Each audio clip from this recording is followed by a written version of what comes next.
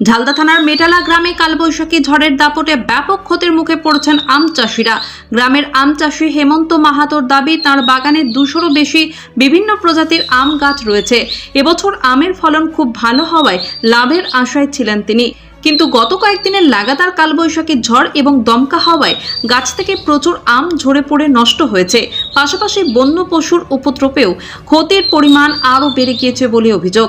চাষির দাবি, ঝড়ে অনেক গাছের ডাল ভেঙে গিয়েছে এবং বাজারে বিক্রির আগেই বহু আম নষ্ট হয়ে পড়েছে, ফলে আর্থিক ক্ষতির মুখে পড়েছেন তিনি। স্থানীয় কৃষকদের মতে, প্রকৃতির দুর্যোগের কারণে এবার আম চাষে লাভের বদলে লোকসানের আশঙ্কা তৈরি হয়েছে। প্রশাসনের কাছে ক্ষতিগ্রস্ত কৃষকদের পাশে দাঁড়ানোর আবেদন জানানো হয়েছে। নমস্কার, আমি হচ্ছি ঝালদা ওয়ান মাড়ুমৈসনা জিপি মেটালা গ্রামের একজন সাধারণ আম কৃষক, মানে বাবার পরে আমারই এখন ভূমিকা। তো তাই আমি বলতে চাই, আমাদের আম প্রত্যেক বছর কিন্তু অন্য অন্য বাগানের তুলনায় খুব ভালো প্রোডাকশন করা হয়। আর প্রত্যেক বছর আমাদের আম কম নাই, মানে আমের বাগানে যে আসবে দেখলেই বুঝে যাবে যে এখানে আমের ফসলটা কীরকম আছে। কিন্তু আমরা নিজের প্রোডাকশন বা অর্গ্যানিক দিয়ে ওই চাষটা তৈরি করি, আর আমরা ওইটার উপরেই মানে পরিবারটা পুরো লেগে আছি। কিন্তু এইটাই হচ্ছে আমাদের সবই ঠিক। এই যে কালবৈশাখী ঝড়ে আমাদের 0.5% আম যে বছর ঝরে যাচ্ছে, ওটা তো কিছু করার নাই, ওটা তো প্রাকৃতির উপর।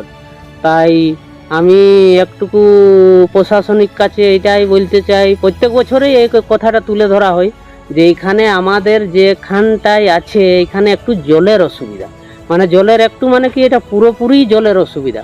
কেন কি এখানে লাইট নাই। 2 নম্বর হচ্ছে যে কুয়া থেকে জলটা আমরা তুলছি সেই কুয়ার মধ্যে জলটা অনেক কম। এত গাছের জল দিতে হলে অনেক জলের দরকার, কিন্তু জলটা একদম নাই। তাই প্রশাসনিক দিক দিয়ে যদি আমরা কিছু এটা বাউন্ডারি ওয়াল বা জলের ব্যবস্থাটা পাই, তাহলে চাষে কিন্তু আম চাষে আমাদের আরও উদ্যোগটা অনেক আগে নিয়ে যাব। কত প্রজাতির এখানে আম আছে? আম এইখানে আমাদের প্রথম 10 প্রজাতির তৈরি করা আছে, যেটা অলরেডি মার্কেটে দেওয়া যায়। তারপরে এই বছর দুটা আমরা, এবছর নাই, এটা 3 বছর ধরে আমরা দুটা নতুন কোয়ালিটি তৈরি করেছি। যে কোয়ালিটিটা এইখানে আমাদের ভারতবর্ষের বুকে মনে হয় ওইটা আপনার 1 লক্ষ টাকা কিলো, আর বাইরের মার্কেটে বলছে ওইটা 1,70,000 টাকা কিলো। ওইটা হচ্ছে মেয়াজাকি। আর সুবর্ণরেখা বলে আর কাটিমল বলে একটা আমরা নতুন তৈরি করেছি।